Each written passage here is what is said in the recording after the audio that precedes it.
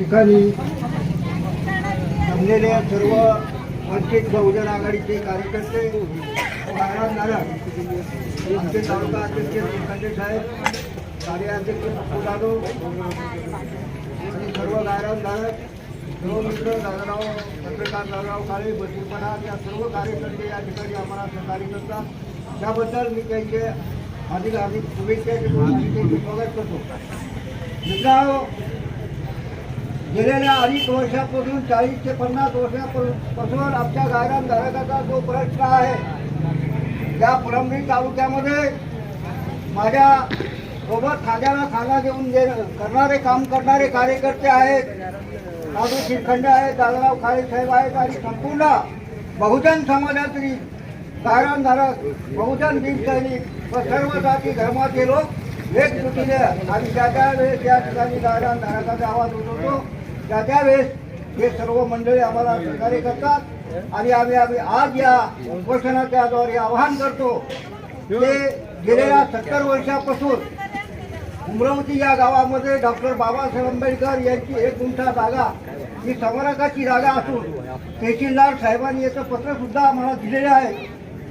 परंतु जोपर्यंत या सातबाऱ्यावर नोंद होणार नाही, गायरानधारकाच्या नावावर जमीन होणार नाही आणि डॉक्टर बाबासाहेब आंबेडकरांचे 1 गुंठा जागा ही सातबाऱ्या नोंद होत नाही, तोपर्यंत आम्ही इनोव्हेशन सोडणार नाही. आमचा जीव गेला तरी चालेल. हे गायरानधारकांनी आणि सर्व बहुजन समाजाने आम्हाला सहकार्य करावा. जय भीम, जय बुद्ध, जय भारत. हॅलो,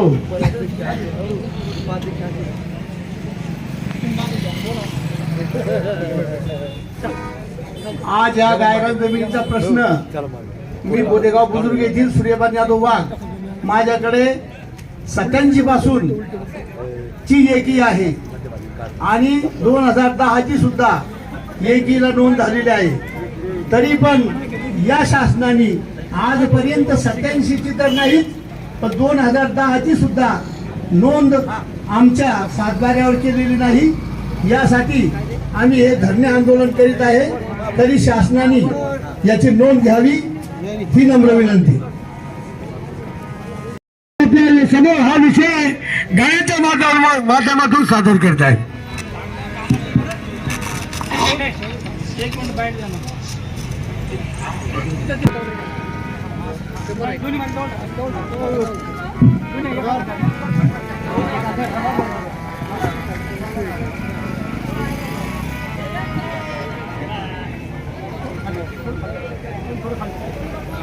कॅमेरा दिला का?